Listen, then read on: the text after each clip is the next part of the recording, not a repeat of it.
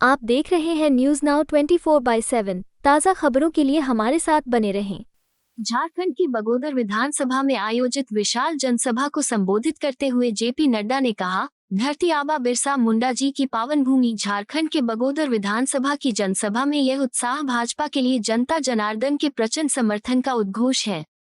झारखंड मुक्ति मोर्चा कांग्रेस सरकार ने आदिवासी समाज को वोट बैंक का साधन मानकर उनके अधिकार छीनने और प्रदेश की संस्कृति पर कुठाराघात करने का काम किया है। हेमंत सोरेन सरकार के पाप का घड़ा अब भर चुका है। इस भ्रष्टाचार, अत्याचार और तुष्टीकरण से त्रस्त यहाँ का जन जन परिवर्तन के लिए तैयार है।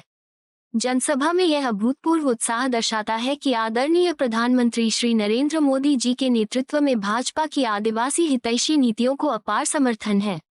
झारखंड की जनता ने प्रचंड बहुमत से भाजपा सरकार बनाने का मन बना लिया है। जेपी नड्डा ने कहा, झारखंड की हितैषी भाजपा और एनडीए है। याद कीजिए कि झारखंड के आंदोलन के दौरान कांग्रेस टालमटोल कर रही थी और लालू प्रसाद यादव ने कहा था कि मेरी लाश के ऊपर झारखंड बनेगा। लालू जी, आप जिंदा तो है और झारखंड अपनी आन बान शान के साथ खड़ा है। इसे बनाने का श्रेय भारत रत्न श्री अटल बिहारी वाजपेयी जी को जाता है। झारखंड हमने बनाया है और इसे संवारेंगे भी हम ही। जेपी नड्डा ने कहा, झारखंड का इतिहास है कि यहाँ के हमारे वीर वीरांगनाओं ने अत्याचारी शासन को उखाड़ फेंका है। ये वीर वीरांगना इस विधानसभा चुनाव में झामुमो कांग्रेस और आरजेडी को उखाड़ फेंकेगी और भाजपा की सरकार बनाएगी। जेपी नड्डा ने कहा, हेमंत सोरेन की सरकार ने झारखंड पर ग्रहण लगाकर यहाँ बांग्लादेशी लोगों को बसाया है। हमारी सरकार एक एक को चुनकर बाहर निकालेंगे। हमारी सरकार कानून बनाएगी कि घुसपैठियों के बच्चों को आदिवासी बंधुओं के अधिकार नहीं दिए जाएंगे। मित्रों, आज जब मैं बगोदर की पवित्र धरती पर आया हूं, तो मैं निश्चित रूप से यहां सुप्रसिद्ध जैन मंदिर में विराजमान पारसनाथ जी को मैं तहे दिल से नमन करता हूं और उनसे आशीर्वाद प्राप्त करता हूं। जब मैं यहां पर आया हूं तो मैं इस बात को भी याद करता हूं कि जैन धर्म के 23वें तीर्थंकर भगवान पारसनाथ जी के नाम पर जो इस पर्वत को हम पारसनाथ नाम पड़ा, ऐसे पुण्य भूमि को भी मैं नमन करके अपनी बात को प्रारंभ करता हूं। 24 तीर्थंकर में 20 तीर्थंकरों का और असंख्य मुनियों का निर्वाण का यह स्थल रहा है और ऐसी पवित्र भूमि पर मुझे आने का सौभाग्य मिला। मैं अपनी ओर से और अपनी साथियों की ओर से इस पवित्र स्थान को नमन करता हूं। मित्रों, अभी जब अन्नपूर्णा जी बोल रही थी, जब नागेंद्र भाई बोल रहे थे, जब रविंद्र राय भाई बोल रहे थे, तो मैं आपकी तालियों की आवाज सुन रहा था। आपकी तालियों की आवाज की गड़गड़ाहट ने मुझे ये बता दिया है कि आपने नागेंद्र जी को विधानसभा से विजयी होकर के भेजने का मन बना लिया है।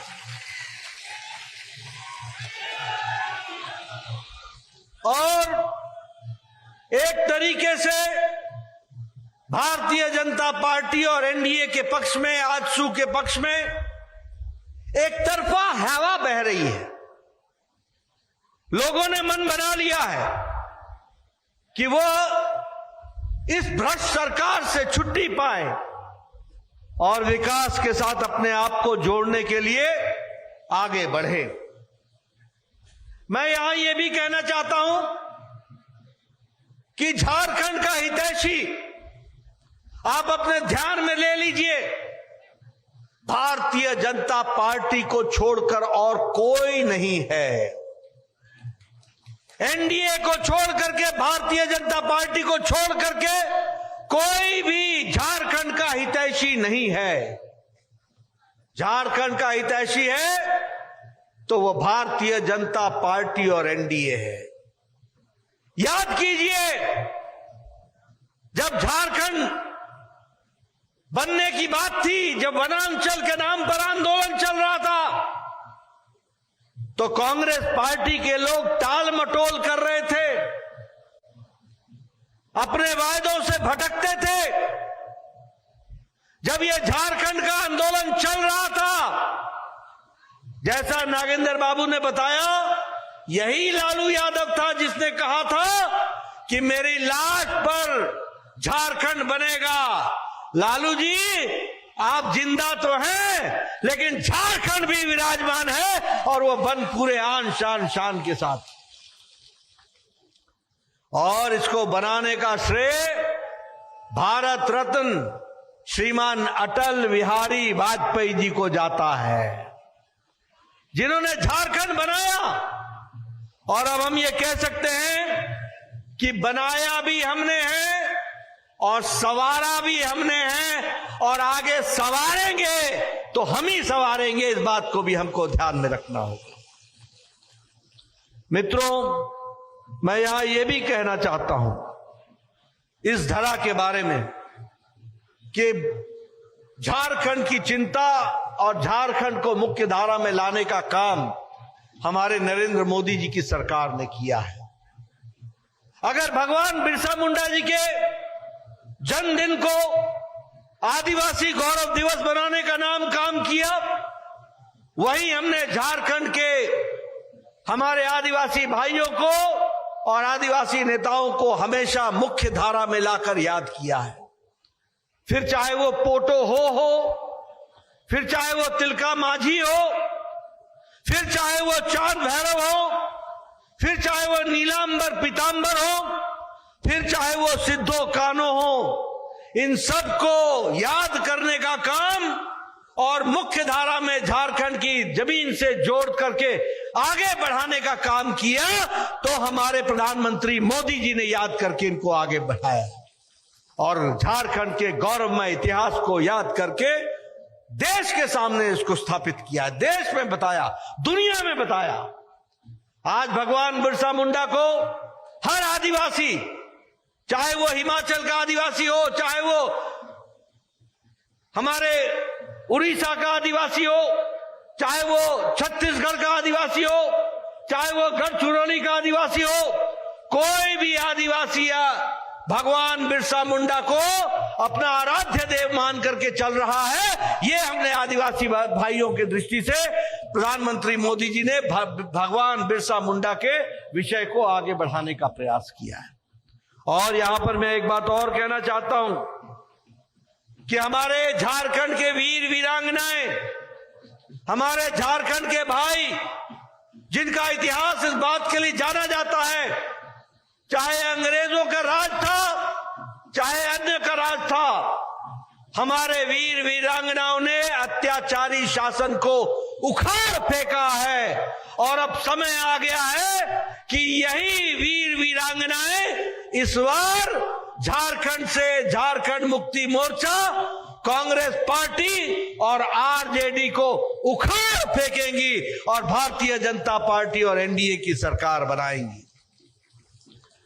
मित्रों, एक बात याद रखना, जहां झारखंड मुक्ति मोर्चा है, जहां कांग्रेस पार्टी है, जहां आरजेडी है, वहां भ्रष्टाचार है। जहां झारखंड मुक्ति मोर्चा है, जहां कांग्रेस पार्टी है और जहां आरजेडी है, वहां भाई भतीजावाद है। जहां झारखंड मुक्ति मोर्चा है, जहां कांग्रेस पार्टी है और जहां आरजेडी है, वहां परिवारवाद है। आपने याद रखना, ये परिवारवाद के सूचक हैं, ये भ्रष्टाचारी करने वाले लोग हैं और ये भाई भतीजावाद करने वाले लोग हैं और ये आपके हक के हिस्से को लूटने वाले लोग हैं। और इसीलिए मैं यहां पर कहना चाहता हूं कि आपकी गूंज दूर दूर तक जानी चाहिए और 20 तारीख को नागेंद्र बाबू को चुनाव जिता करके आपको भेजना है और झारखंड के मुख्य धारा में आपको आगे आने में पूरी ताकत लगानी है। मैं यहां पर एक बात और बोलना चाहता हूं कि आदरणीय प्रधानमंत्री जी के 10 साल के शासन को आपने देखा है। अन्नपूर्णा देवी जी आज भारत सरकार में मंत्री हैं, मोदी जी के नेतृत्व वाले में चलने वाली सरकार में, तीसरी सरकार में। आप समझिए किस तरीके से हर स्थान को आगे बढ़ाने का काम प्रधानमंत्री मोदी जी ने किया है। आपने 10 साल उनके काम के तरीकों को देखा है। जो कहा है सो किया है, जो नहीं कहा है वो भी करके दिया है। ये मोदी जी की सरकार है, इसको हमको याद रखना। और इसीलिए हम ये कहते हैं कि मोदी जी की सरकार की गारंटी मतलब गारंटी पूरी होने की गारंटी है। इस बात को हमको समझना होगा। मित्रों, मैं यहां आप सबसे इस बात की भी चर्चा करना चाहता हूं कि चाहे हमारे आदिवासी भाई हों, चाहे हमारे ओबीसी भाई हों, चाहे हमारे अन्य समाज के भाई हों, सबको बराबर की दृष्टि से आगे बढ़ाने का काम किसी ने किया है तो नरेंद्र मोदी जी की सरकार ने किया है। हमारे आदिवासी भाइयों को, जिनको वर्षों से उपेक्षा हो रही थी, उनका बजट मोदी जी ने 3 गुना बढ़ा दिया, 3 गुना बढ़ा दिया। हमारे आदिवासी भाई जो एकलव्य रेजिडेंशियल स्कूल में पढ़ा करते थे, जिनको पढ़ने की सुविधा नहीं थी, जो दूर दराज गांव में रहते थे, उनके बच्चों को रेजिडेंस के स्कूल में लाकर पढ़ाने के बजट को 21 गुना बढ़ा दिया, ताकि हमारा आदिवासी भाई का कोई बच्चा पढ़े लिखने पर से वंचित न रहे, उसको पढ़ाई लिखाई की व्यवस्था की जाए। इस बात को किया गया।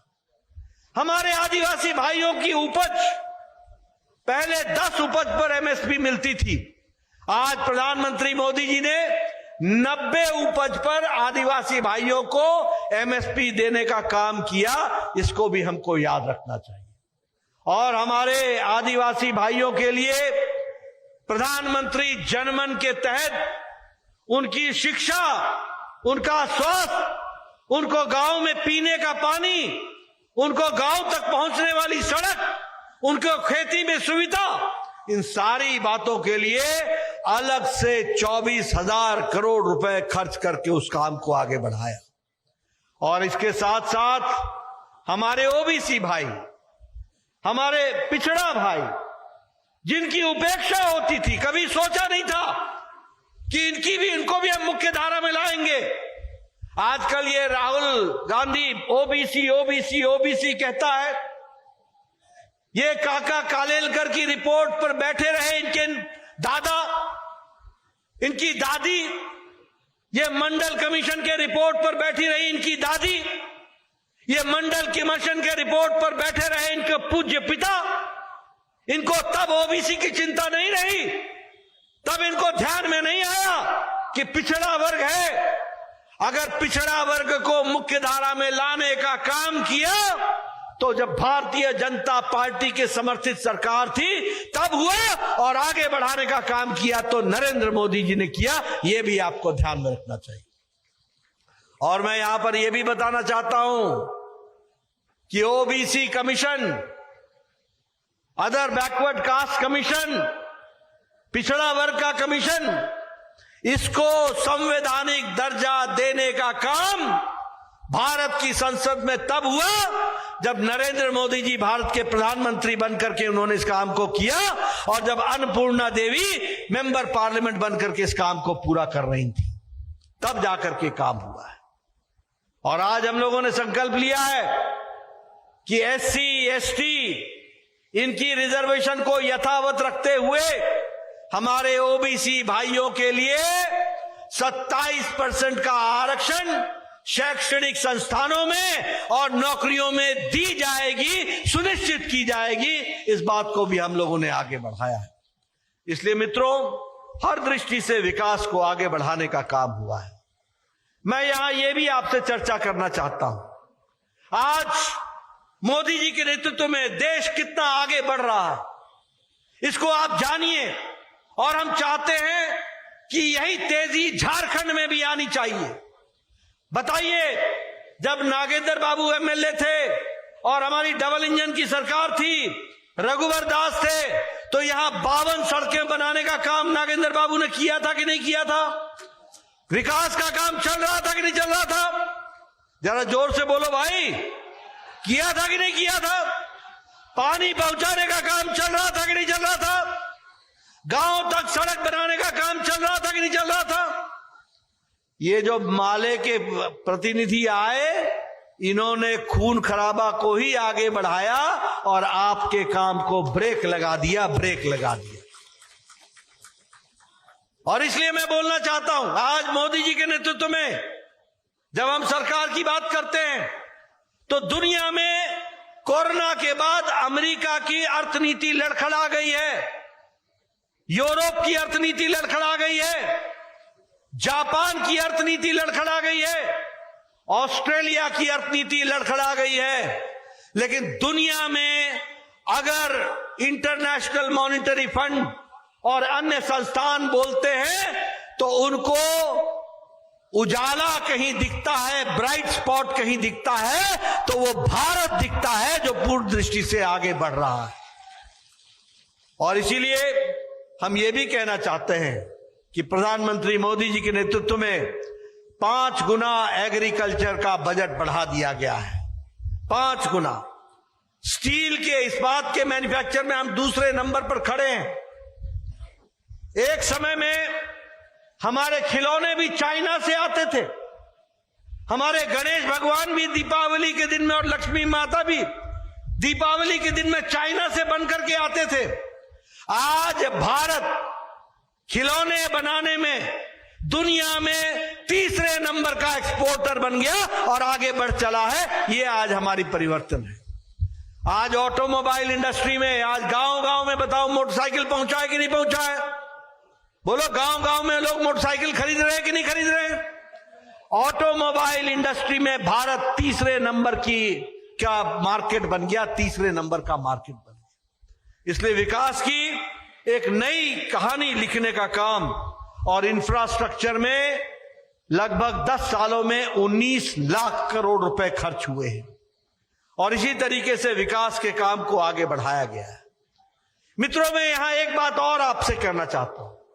आपको जानकर खुशी होगी कि आज इंटरनेशनल मॉनिटरी फंड और नीति आयोग इस बात को बता रहा है कि भारत की गरीबी की रेखा के नीचे रहने वाले 25 करोड़ लोग आज गरीबी की रेखा से ऊपर उठ चुके हैं। वो गरीबी से निकल चुके हैं। कितने लोग हैं? 25 करोड़ लोग। और भारत की अति गरीबी 1% से भी कम हो गई है। क्यों हुई है? कैसे हुई है? यह इसलिए हुई है क्योंकि प्रधानमंत्री ने प्रधानमंत्री गरीब कल्याण अन्न योजना चलाई है। और गरीब कल्याण अन्न योजना के तहत 80 करोड़ लोगों को 5 किलो गेहूं या 5 किलो चावल और 1 किलो दाल मुफ्त दी जा रही है। कोई भूखा नहीं है, कोई भूखा नहीं है। और मुझे खुशी है आपको बताते हुए कि 2 करोड़ 60 लाख लोग झारखंड के हैं जिनको प्रति माह 5 किलो गेहूं, 5 किलो चावल और 1 किलो आटा, 1 किलो नमक इस देने का काम हो रहा है, दाल देने का काम हो रहा है। उसी तरीके से यहां 21 लाख लोग हैं आपके जिले में जो प्रधानमंत्री गरीब कल्याण अन्न योजना में लाभ उठा रहे हैं। मैं यहां यह भी आपको बताना चाहता हूं, आयुष्मान भारत जिसकी शुरुआत रांची से प्रधानमंत्री मोदी जी ने की थी, आज हमारे 55 करोड़ लोग 5 लाख रुपए का सालाना, हर साल 5 लाख रुपए का गंभीर बीमारी से लड़ने के लिए इलाज की व्यवस्था की गई है। और इसलिए अब किसी भी गरीब व्यक्ति को इलाज से वंचित नहीं रहना पड़ रहा है। और अभी अभी प्रधानमंत्री मोदी जी ने 29 अक्टूबर को यह तय कर दिया कि इस देश में जो भी महिला किसी भी जाति की, किसी भी इलाके की, जो भी बुजुर्ग किसी भी जाति का, किसी भी इलाके का, किसी भी आमदनी का, जिसकी उम्र 70 साल से ऊपर की हो जाएगी, उसको सालाना तो जिंदगी के अंतिम सांस तक उसके इलाज के लिए 5 लाख रुपए हर साल दिए जाएंगे, 5 लाख रुपए। और आपको जानकर खुशी होगी, आप नागेंद्र बाबू को चुनाव जिताओ, झारखंड में एनडीए की सरकार लाओ। हम लोगों ने वायदा किया है कि हम आयुष्मान भारत को 10 लाख रुपए हर साल देने का काम करेंगे, 10 लाख रुपए के। उसी तरीके से प्रधानमंत्री आवास योजना, लोग कच्चे मकान में रहते थे, खपड़ेल में रहते थे, 4 करोड़ लोगों को पक्का मकान देने का काम किया और 18 लाख मकान झारखंड में बने हैं और 1,21,000 मकान आपके गिरिडीह जिला में बने, 1,21,000 मकान।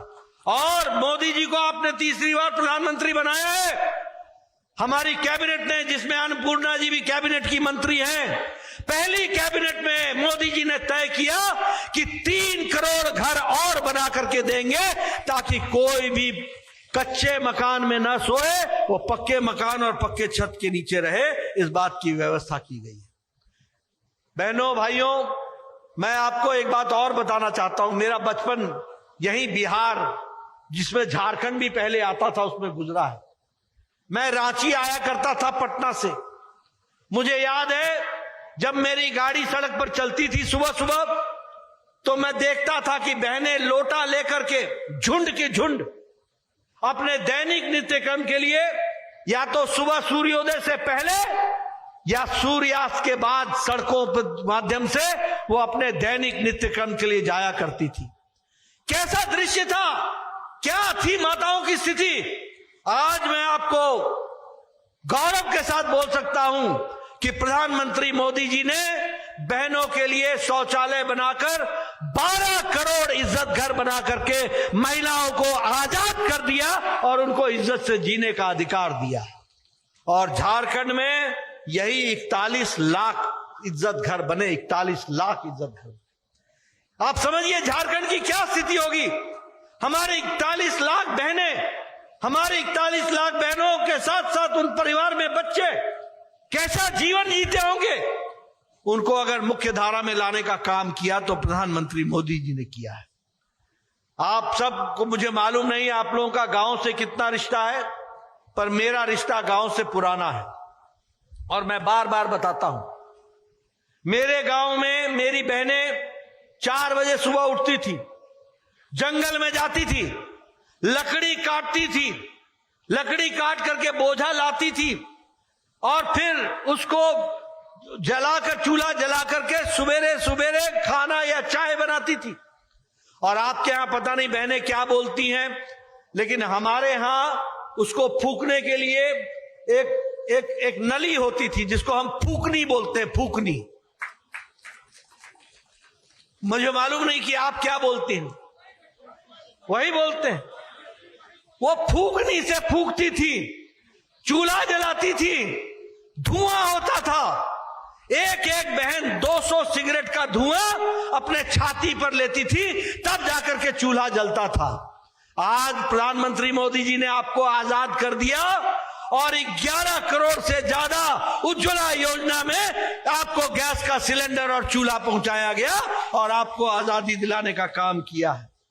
उसी तरीके से मेरे किसान भाई, 11 करोड़ 78 लाख किसान, जिसमें से 20 लाख किसान ये झारखंड के हैं और उसमें से 1,60,000 किसान गिरिडीह के हैं, जिनको हर चौथे महीने मोदी जी की तरफ से 2-2 हजार रुपए प्रधानमंत्री किसान सम्मान निधि में मिलता है।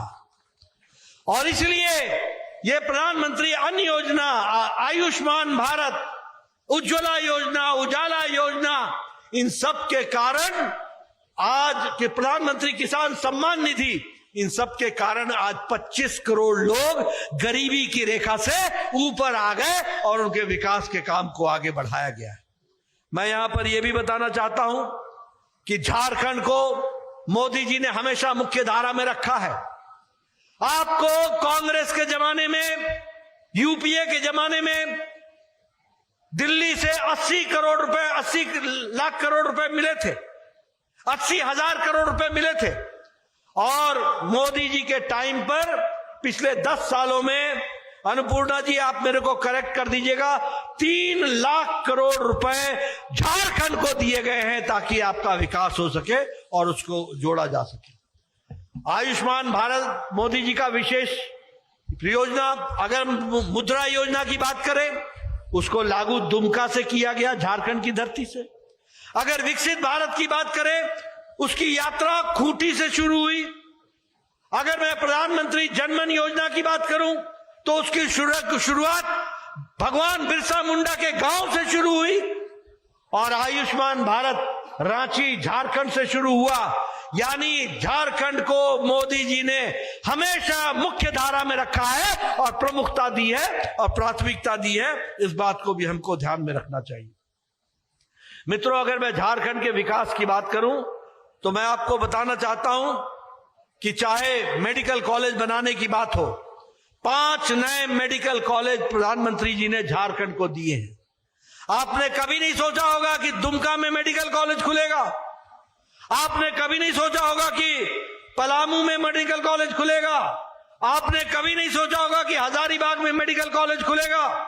आपने कभी नहीं सोचा होगा कि कोडरमा में मेडिकल कॉलेज खुलेगा। आपने कभी नहीं सोचा होगा कि चाईबासा में मेडिकल कॉलेज खुलेगा। आपको मैं बताना चाहता हूं, नागेंद्र बाबू को चुनाव जिताओ, 10 नए मेडिकल कॉलेज हम देंगे, 10 नए मेडिकल कॉलेज देंगे। उसी तरीके से आपने कभी सोचा था कि all India institute of medical sciences AIIMS जो दिल्ली में है वो देवघर में खुलेगा? झारखंड को मिला है। मैं दावे के साथ बोल सकता हूं, आज से 3-4 साल बाद अब कोई भी पेशेंट, कोई भी मरीज दिल्ली नहीं जाएगा, उसका इलाज झारखंड में देवघर में होगा। इसकी व्यवस्था की जा रही है। और उसी तरीके से रांची को स्मार्ट सिटी बनाने का काम किया है। आपके देवघर में एयरपोर्ट बन गया, आपके धनबाद, अब हमारे जमशेदपुर में एयरपोर्ट बन गया, रांची के एयरपोर्ट का विस्तार हो गया। 12 वंदे भारत ट्रेन आज झारखंड से होकर के जा रही हैं और झारखंड से चल रही हैं, 12 वंदे भारत ट्रेन। इसलिए विकास की एक नई कहानी लिखी जा रही है। सड़कें बनने में आप बताओ, हाईवे बन रहे हैं कि नहीं बन रहे हैं? जरा जोर से बोलो, हाईवे बन रहे हैं कि नहीं बन रहे हैं? रोडवेज बन रहे हैं कि नहीं बन रहे हैं? 4 लेन बन रहा है कि नहीं बन रहा है? आपके यहां 2256 किलोमीटर की नेशनल हाईवे बन रही है और बनाई जा रही है 2256 किलोमीटर की।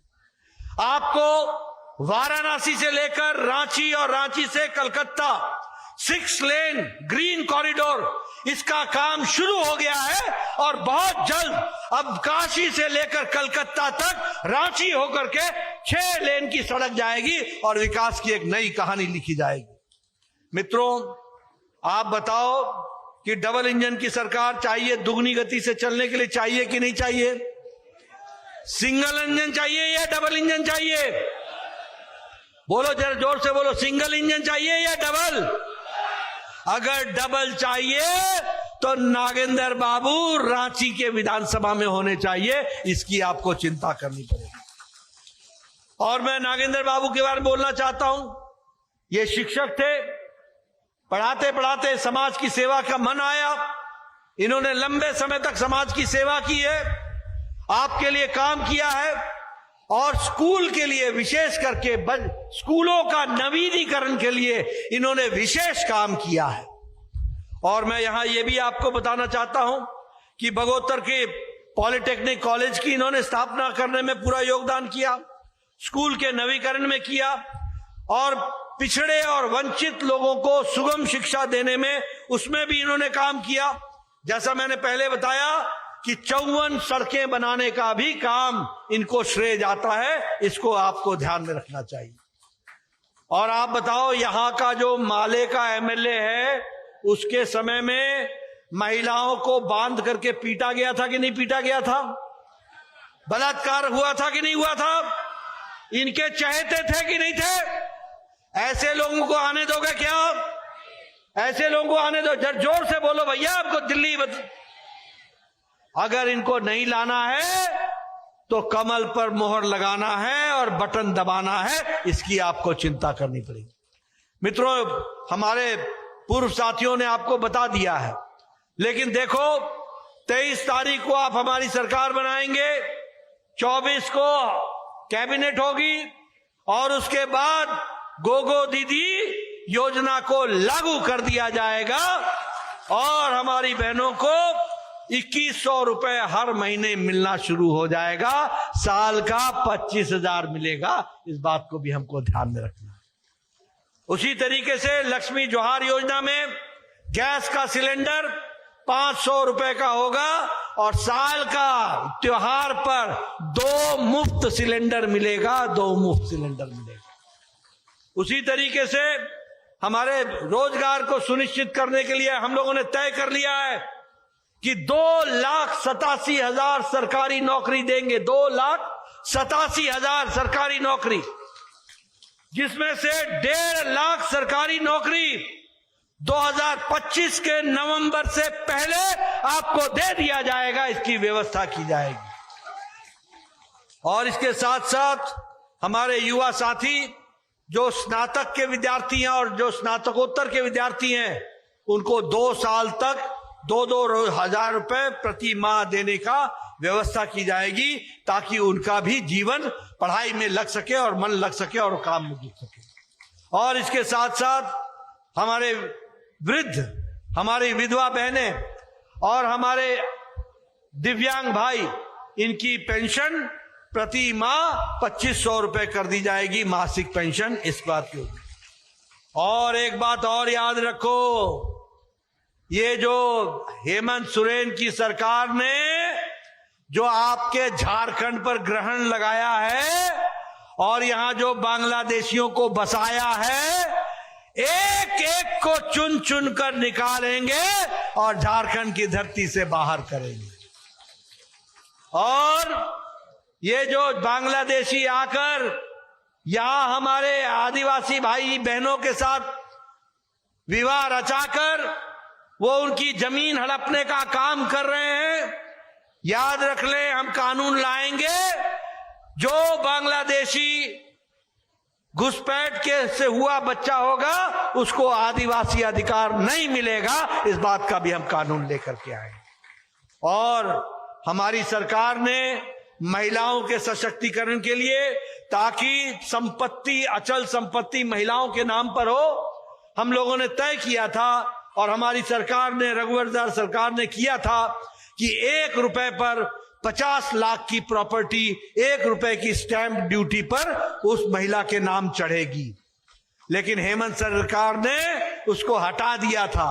अब 23 तारीख को आप हमारी सरकार लाओ और 1 रुपए में 50 लाख की अचल संपत्ति महिलाओं के नाम पर स्टैंप ड्यूटी पर होगी। इस बात की व्यवस्था की जाएगी। और जैसा मैंने बताया कि 10 नए मेडिकल कॉलेज खोले जाएंगे। आयुष्मान भारत में 70 साल से ऊपर के लोगों को 10 लाख रुपए देने का काम होगा। हम धान की खरीदी प्रति क्विंटल 3100 रुपए पर करेंगे और 24 घंटे के अंदर बैंक के खाते में पहुंचा देंगे पैसा। इसकी व्यवस्था करेंगे, इसको हम आगे बढ़ाएंगे। जिनकी 5 एकड़ तक की भूमि होगी उनको 1 एकड़ पर हम कृषि आशीर्वाद योजना में 5,000 रुपए देंगे।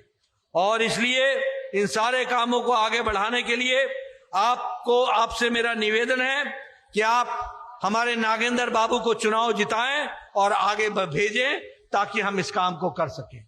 मित्रों, मैं एक बात और बताना चाहता हूं। यह सरकार क्यों उखाड़ के फेंकनी है? यह इसलिए फेंकनी है क्योंकि ये चोरों की सरकार है। ये सरकार, हेमंत सरकार, ये चोरों को साथ देने वाली सरकार है। और ये हेमंत सरकार आपके हकों पर डाका डालने वाली सरकार है, आपके हितों पर डाका डालने वाली सरकार है।